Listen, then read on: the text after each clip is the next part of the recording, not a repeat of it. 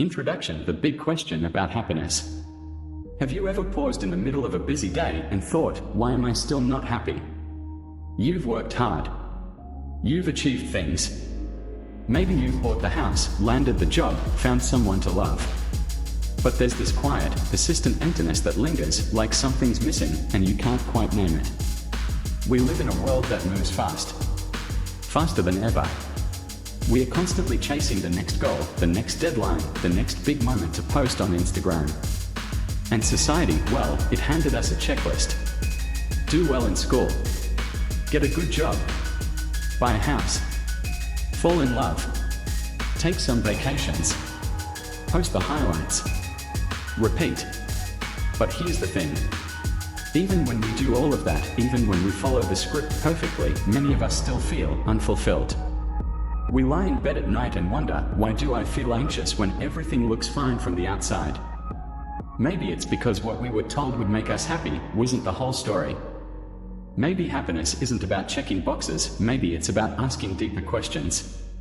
What truly nourishes me? What moments actually make me feel alive? Have I been chasing someone else's version of happiness instead of listening to my own? If you've ever asked yourself these questions, you're not alone. And today, we're going to explore a perspective that's been around for over 2,500 years, one that might just change the way you see happiness altogether. Part 1: the mistake in how we chase happiness. We live like runners on a never-ending track. We hit one milestone and immediately set our sights on the next. Get the job. Now get the promotion. Buy the car. Now upgrade it. Get noticed. Now stay relevant. No matter how much we achieve, it never feels like enough. The finish line keeps moving. And even when we do get what we wanted, that promotion, that compliment, that moment in the spotlight, instead of feeling fulfilled, we feel pressure. Pressure to keep it up. Pressure not to fall behind. It's like drinking salty water. The more you have, the thirstier you become.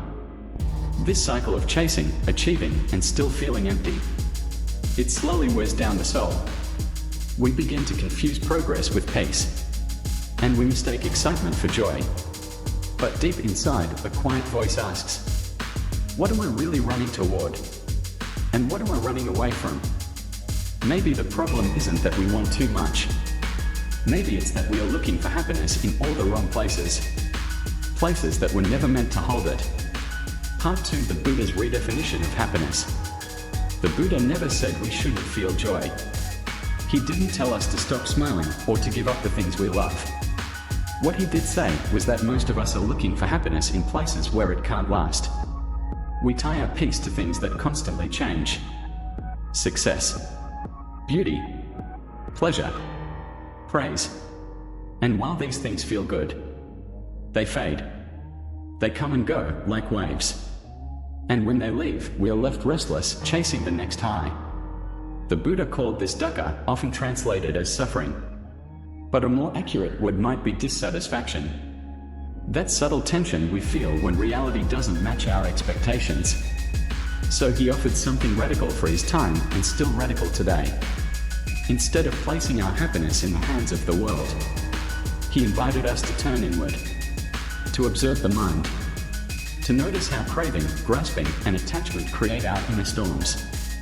Have you ever felt amazing after someone complimented you, and then completely miserable when they didn't reply to your message the next day? It's like riding a roller coaster you don't control. Up and down, day after day. But what if happiness didn't depend on other people? Or on circumstances always going right? The Buddha's insight was simple and powerful. Peace comes from within. Do not seek it without. Part 3: in a peace that doesn't depend on circumstances. So what does it mean to find peace within? It doesn't mean giving up your dreams or walking away from the world. It means something quieter, deeper. It means no longer making your peace dependent on how things turn out. You can still aim high. You can still fall in love, work hard, chase goals. But your inner stability doesn't rise and fall with every success or setback. Think about it. You once dreamed of having a job, now you dread Monday mornings. You once longed to be loved, now you argue over dishes. You once craved quiet, now you call it boring. The joy didn't vanish. We just stopped noticing it. Somewhere along the way, we got used to the life we once wished for. And then, we forgot how to feel grateful for it. We've trained ourselves to keep moving, keep wanting, keep comparing. But in that constant motion, we overlook what's already here.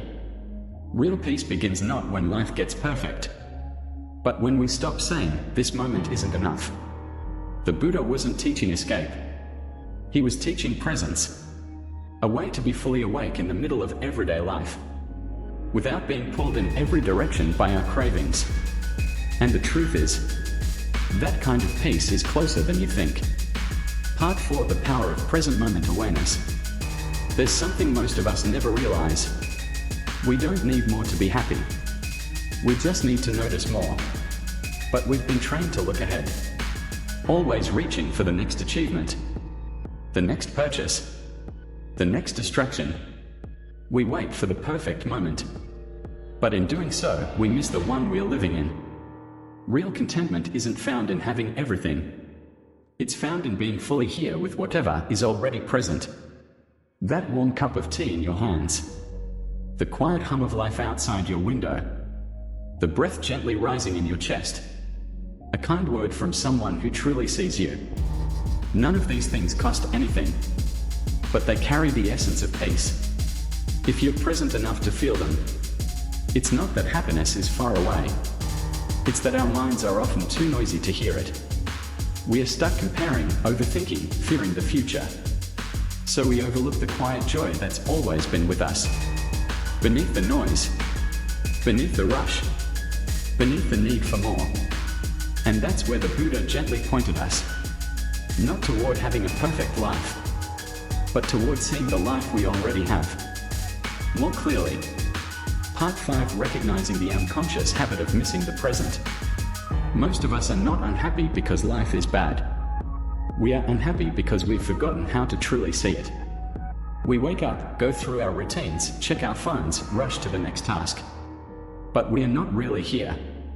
We are always somewhere else in our minds. Planning, worrying, wanting. It becomes a habit. An unconscious way of living that keeps us from noticing the beauty right in front of us. We think happiness is a grand event. Something will arrive at someday when everything falls into place. But the truth is, happiness is subtle. It whispers, it doesn't shout. It shows up in ordinary moments we overlook. A smile from a stranger, the way sunlight touches the floor, the comfort of your own breath. These moments are everywhere. But we rush past them, always reaching for something else. It's not that joy is missing from our lives. It's that we are missing from our lives. And once we see that, everything begins to shift. We don't have to escape to a mountain or change everything. We just have to come back to this moment, to this breath, to the quiet miracle of being alive. Part 6: Shifting from chasing to experiencing. So how do we move from chasing happiness to actually experiencing it? It begins with something incredibly simple, but deeply powerful. Your breath. Just pause. Breathe in slowly. Feel the air entering your body. Breathe out. Feel the tension begin to soften. Even 60 seconds of mindful breathing can shift your state. It's like coming home to yourself, to the present, to the only moment that's ever truly real. This is the first practice. Mindful breathing. No effort to fix anything. Just noticing. Just being. And it's not just for stressful times. Try it in moments of stillness too. When you're waiting in line. When you're drinking your morning coffee. When the world is quiet. It gently reminds you, I'm alive. I'm here. And this moment is enough. You don't have to end pace. You just have to return to it. And that return begins with a single breath. Part 7: Inner freedom through letting go. The second practice is simple in words, but life-changing in experience. Let go of one desire. Not all of them. Just one. Choose something you often cling to. That one thought, habit, or craving that quietly runs your day. Maybe it's the need for people to always agree with you. Maybe it's checking your phone every time there's silence. Maybe it's that whisper that says you're still not enough. Letting go doesn't mean pretending it doesn't matter. It doesn't mean apathy. It means softening your grip, so it no longer holds you. You stop being pulled by it. You stop letting it decide your mood, your worth, your pace. And in that space, there's a freedom you may have forgotten was possible. A lightness that returns to the heart. A sense of peace that doesn't depend on everything going your way. Try it. Pick just one thing you're always grasping at. Breathe into it. Loosen your hold. Let it be without letting it rule you. Sometimes peace isn't found in adding something new, but in finally putting something down. Part 8: The power of present moment attention. The third practice is one of the most beautiful, because it asks nothing from you, except your presence. It's this. Notice the now. Take a walk without your phone. No music. No scrolling. Just you and the world as it is. Listen to the sound of the wind brushing the trees. Watch the light shift across the walls. Feel your feet touching the ground. Notice your own heartbeat. A quiet rhythm that's always been there, patiently waiting for you to return. When we stop rushing, we start seeing. Life is not short on beauty. It's just that we've been too distracted to notice. There are tiny sacred moments unfolding all around you, and inside you every single day. Peace isn't something you chase. It's something you remember. It's something you see when the noise fades. And the more you pay attention to this moment, the more you realize this moment was never lacking. Only your awareness was. Conclusion: awakening in the present moment. The Buddha's secret to happiness was never hidden in a distant cave, or reserved for monks sitting in silence on a mountain. It's here. Right here. In this breath. In this body. In this very moment. You don't need a perfect life to feel peace. You don't have to fix everything first. You don't have to wait for the stars to align. Peace is already available. Quietly waiting beneath the noise. Beneath the striving. Beneath the belief that something is missing. Sometimes all it takes is a pause. A breath. A willingness to stop searching and simply notice.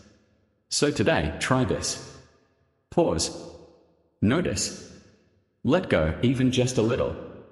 Look around. Feel your breath. Be here. Because true happiness doesn't begin out there. It begins within.